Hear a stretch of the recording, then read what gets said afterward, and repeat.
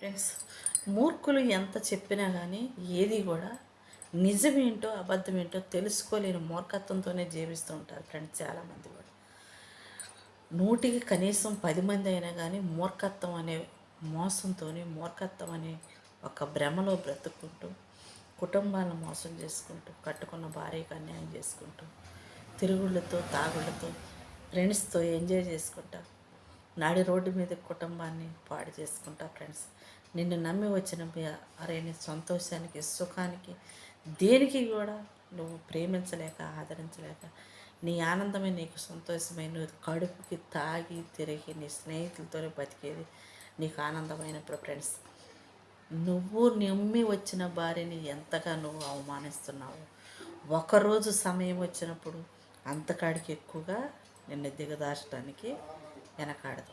ఎందుకనంటే తప్పు ఎప్పుడు కూడా సరిదిద్దుకునే మార్గంలోకి వెళ్ళటానికి ప్రయత్నించండి.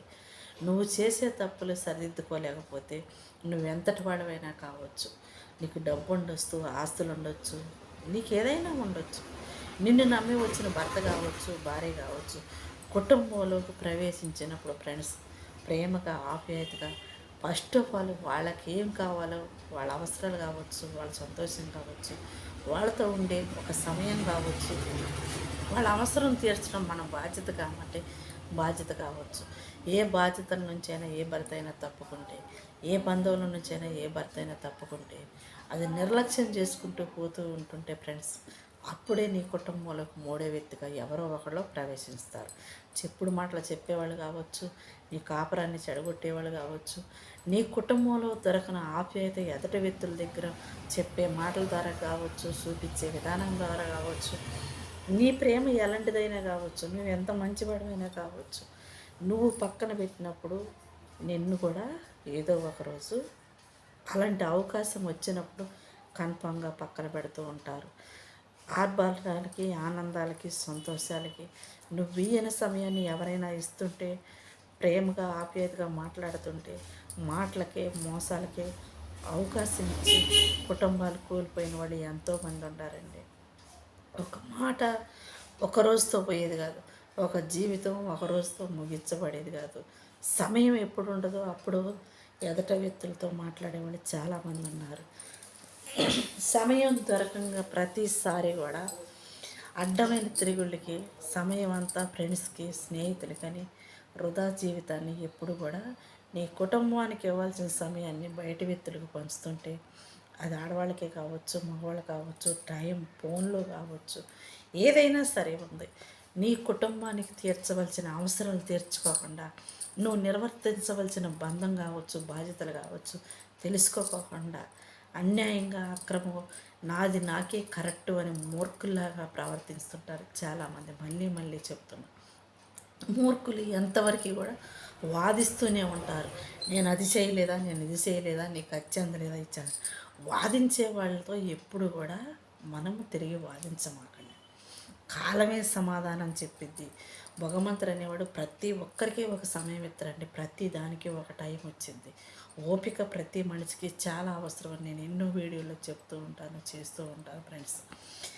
ఓపిక మనిషికి ఎప్పుడైతే నశిస్తూ ఉంటుందో, కోపానికి, ఆవేశానికి మీ ఆరోగ్యం పాడైపోతే, మీ పిల్లలు పాడైపోతుంటారు, మీ జీవితాలు అన్యాయం అయిపోతుంటాయి, మీ గురించి ఆలోచించే వాళ్ళు ఉండరు.